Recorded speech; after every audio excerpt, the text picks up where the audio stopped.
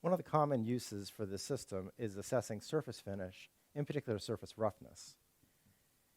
Here on the table I have several different metal parts that have different amounts of machining. And we can use this system to characterize that. First I'll press it into this surface, and I'll make a measurement. And here is a second surface with different machining marks.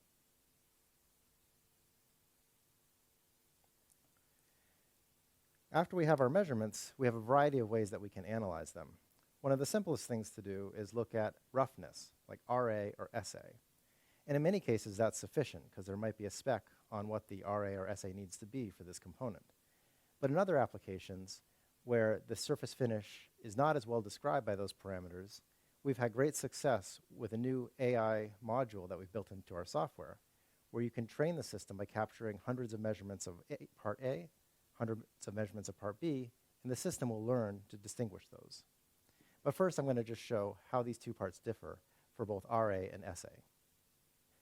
In our software, we can open these measurements and look at different types of roughness. First, I'll start with profile roughness. With our profile roughness tool, we draw a line across the surface, and it tells us the RA. Here it says 6.77 microns. With our roughness tool, because our system measures a full area, we can calculate more than just the RA of a single trace. Here I'm showing that we can calculate 11 traces over a 2.5 millimeter area, and the average RA of 6.8 microns. This produces a more robust and repeatable measurement, and it's something that would take a long time to do with a traditional roughness measurement tool like a stylus profilometer. Because we have an area, we can also calculate aerial surface parameters such as SA and SC. Here's an example of calculating the SA of the surface. And you can see that this can be a richer description of the surface that's not as susceptible to the direction at which somebody draws the line. Now, I had also measured this other part, which has different surface characteristics. So I'll do the same measurements in this part. Here we can see the roughness goes in a different orientation. So the natural orientation of this roughness is vertical. You can see it's a much smoother part with an average RA of about 2 microns. I can also choose to do multiple profiles as I did before. And I can also do SA.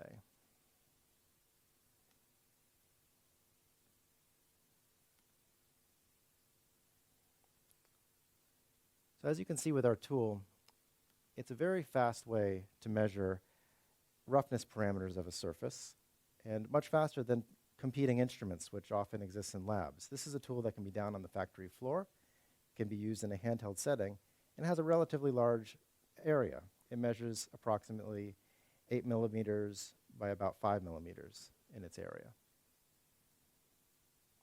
So while I just showed some basic examples of measuring a defect and measuring roughness, the tool is actually useful for a wide variety of tasks. You can look at the quality of engraving. You can look at chamfers. You can look at hole diameters, hole circularity. There's plenty of interesting things that exist on the surfaces of components, and we'd love to hear about new applications that you might come up with. Thank you for your attention.